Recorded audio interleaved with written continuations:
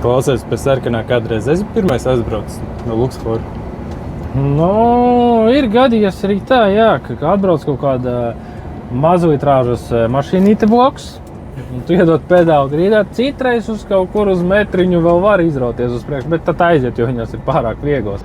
Man jau šitā ir 13 tonu, drusku jau pa smagu priekšspriešanos. Nospalvot var vispār?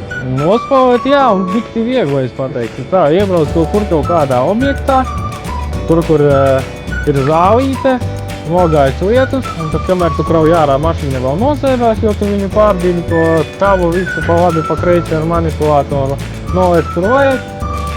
Mēģini nostartēt un nevari, jo uzkalniņš slapš un viss, beigās tu stāvi uz vietas, tad tik ar ieslūpošanu vai kā, bet, nu, vēl pagaidām viss bija kārtībā, vēl neesam iesēdusies tā līdz, ka jāsauc helikopters. Tā jau sanāk, ka tu saimniecēji dāģi esi izpolvājis. Ir arī gadījies tā, jā, bet tad atvainojos klientiem un cenšos mēģināt kaut kā palīdzēt izteikt un kaut ko mēs tam izdarīt, ja tur ir iespējams kaut kāds. Bet tā, principā, visu atrisinām un visi, jābūt cilvēciskiem faktoram, mēs saprotam, tā ir tehnika, mēs nevaram neko pateikt vairāk. Tāpēc mums tas rekvizīti ir ļoti komplekss, kas tas jāpasaka. Jā, jo vairāk konceptu, jo klienti apmierinātāji. Tagad šitais skanēja tā kā aizmugara velkošā, pareizi?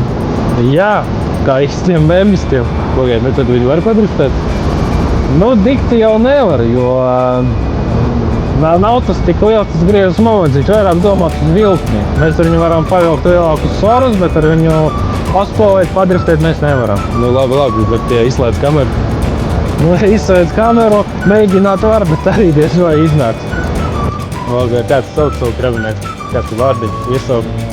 Pagaidām nav izdomāta. Mēs jau tikai ar viņu tagad sadraudzējāmies vēl līdz šim brīdim. Mēs ejam ar viņu tandēmā, tā sadraudzēties. Tad jau gan jau izdomāt kaut kādu iesaukt. Pagaidām tā ir stāni, 13 autobusu. Tu jau tu neko neteikti.